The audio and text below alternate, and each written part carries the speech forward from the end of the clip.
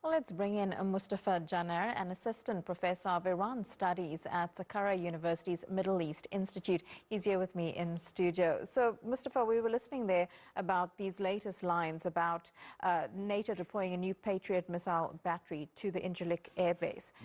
Considering that since this war began, Türkiye has, NATO forces have intercepted 3 missiles coming from Iran. Why is this latest move so significant? It is so significant because it's a precaution against possible missile attacks or drone attacks or any kind of attacks coming from the war zone. Actually, Turkey's stance has been very clear from the beginning of this war. Actually, prior to this war, also Turkey had tried to, prevent this war from happening. Was in coordination with all sides, including Iran and the United States, because Turkey has this unique position. It's able to talk to the United States and Iran at the same time. I think there is no other actor which has this specific position, because of course we can name some of these, like President Putin also is able to talk to Iran and with the President Trump also, but he has this antagonistic, relation with Trump and the United States. But when it comes to Turkey, Turkey has friendly relations both with the United States and Iran also. So this unique position is very important, when you deal with this war or any kind of conflict in the region, when you want to end this or de-escalate. So you need actors like Turkey, because Turkey has this capacity, this diplomatic capacity. So in order to do that, first you have to de-escalate and you have to make sure that there won't be any aggression, towards Turkey from the war zone. Mustafa, I just want to get your thoughts on this, because we are getting information now from Israel's defense minister, Israel Katz, just coming through saying that Israel has killed the intelligence minister of Iran. This is what Israel is now saying. We, of course, don't have any confirmation from the Iranians themselves.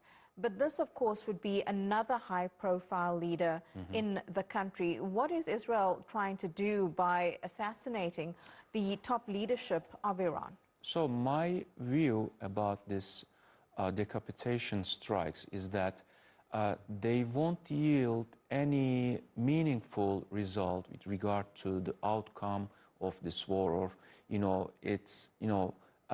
these strikes will not produce any meaningful outcome in terms of the trajectory of the war. So they are not able to finish the state capacity of Iran, but certainly eliminating these high-profile figures, political or military figures, it has some effect.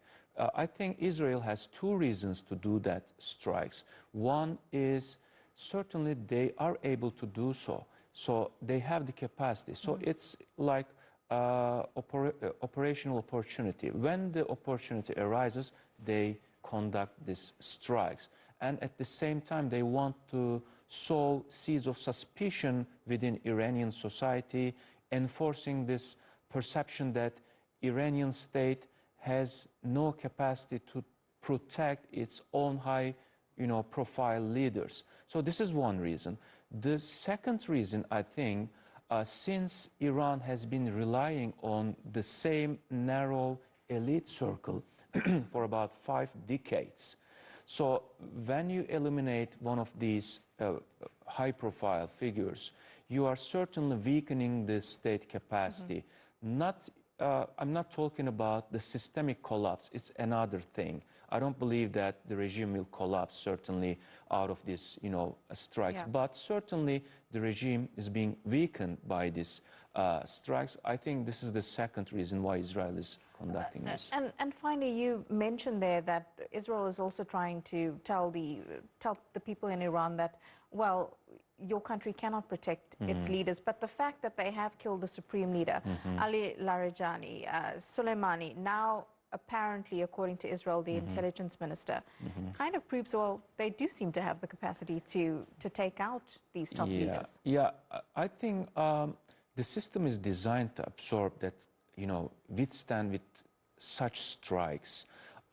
It is designed in a way that, every important figure has its own designated successor. So they mentioned that 3 to 7 names is already decided, has already been decided. So when you take, a supreme leader, the constitutional procedure is quite clear. They activated this process. They established the temporary leadership council until the assembly of experts selected the new supreme leader. So when they, take out the secretary of the Supreme National Security Council, Ali Larijani, so it's about to, they announce the new secretary. Probably the most probable candidate is Saeed Jalili, far more radical, far more intransigent. So the Iranian state and society also, they are giving this message that we are standing, side by side. When you look at this Quds Day celebrations, the other day, Larijani was present among the Iranian, out of the streets, like President Pezeshkian. So by this presence, actually the Iranian state tries to give the message that we don't care about, getting killed. We become martyrs. We are with our people on the streets. So this is resilience. The message is resilience. They want to, give this message that the decapitation strikes actually don't give any meaningful result, strategic result. The decapitation strikes doesn't necessarily translate into strategic victory. So this institutional resilience is very important in Iran. So that's why President was present, Ali Larijani was present, the Chief Justice was present there among the people.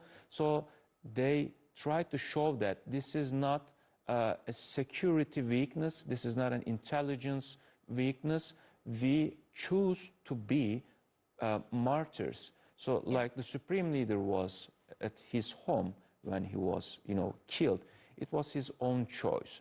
So they want to show that this is not, penetration of Mossad into Iran's intelligence, etc., etc. This is not security weakness. So I think Iranian state sees these strikes from this perception. Yeah, certainly that institutional resilience, as you were mentioning there. Mustafa Janar, really good to get your take. Thank you for having me.